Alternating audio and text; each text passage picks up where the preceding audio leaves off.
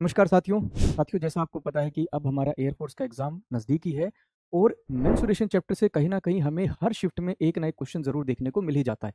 तो आज हम मेंसुरेशन 3D के फॉर्मूले समझेंगे जहां से डायरेक्टली हमारे लगभग क्वेश्चन बन ही जाते हैं और वो भी 3D इमेजेस के साथ। सबसे पहले तो सिलेंडर, तो ये है सिलेंडर की 3D इमेज जहां पर ये क्या हो गई हाइट और नीचे क्या हो गई इसकी त्रिज्या यानी कि रेडियस हो गया। तो इसके आयतन का फॉर्मूला होता है पाई आर स्क्वायर एच।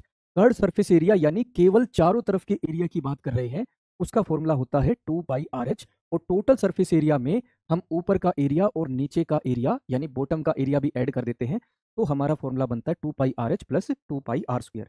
फिर बारी आती है कोण यानी कि शंकु की, यानी कि एक हमारा टेंट हो गया। तो टेंट में मेरे भाई ये तो हो गई ऊंचाई और नीचे हो गई त्रिज्या। तो इसके आयतन का फॉर्मूला होता है 1/3 pi r square h. Third surface area कहूं तो केवल चारों तरफ के एरिया की बात कर रहे हैं, उसका फॉर्मूला होता है पाई आर एल, जहां पर एल क्या है मेरे भाई, स्लैंट हाइट यानी कि त्रियक ऊंचाई। और इसका टोटल सरफेस एरिया निकाले तो बॉटम में नीचे जो सर्कल दिया हुआ है उसका भी एरिया ऐड हो जाता है, तो टोटल सरफेस एरिया बनेगा pi r l plus pi r square. फिर बारी आती है क्यूब की, यानी कि एक हमारा घन। घन में लंबाई, चौड़ाई और ऊंचाई तीनों ही हमारे बराबर होते हैं, तो उसके आयतन का फॉर्मूला होता है A⁴।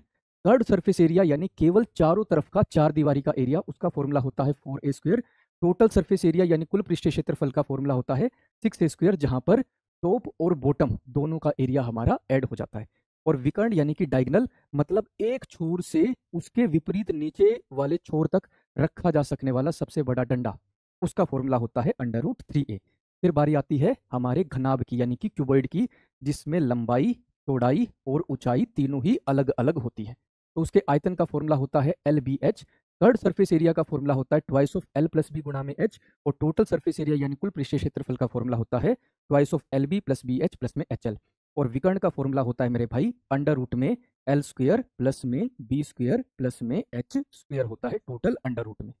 फिर बारी आती है मेरे भाई हमारा एक गोला यानी कि स्फीयर। स्फीयर मेरे भाई ये सर्कल नहीं होता, ये होता है एक तरीके की फुटबॉल, एक तरीके की क्रिकेट की बॉल या फिर एक तरीके की वॉलीबॉल। ठीक है, यहाँ पर रेडियस जो है और ऊंचाई दोनों ही त्रिज्या के बराबर होते हैं, तो इसके आयतन का फॉर्मूला होता है 4/3 पाई आर क्यूब। और इसका केवल सरफेस एरिया होता है, उसका फॉर्मूला होता है 4 पाई आर स्क्वायर।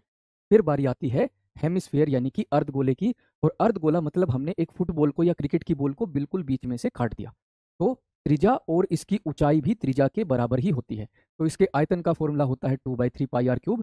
इसका कर्ड सरफेस एरिया वक्र पृष्ठीय क्षेत्रफल का फॉर्मूला होता है 2 पाई आर स्क्वायर। और टोटल सरफेस एरिया होता है 3 पाई आर स्क्वायर। Thank you.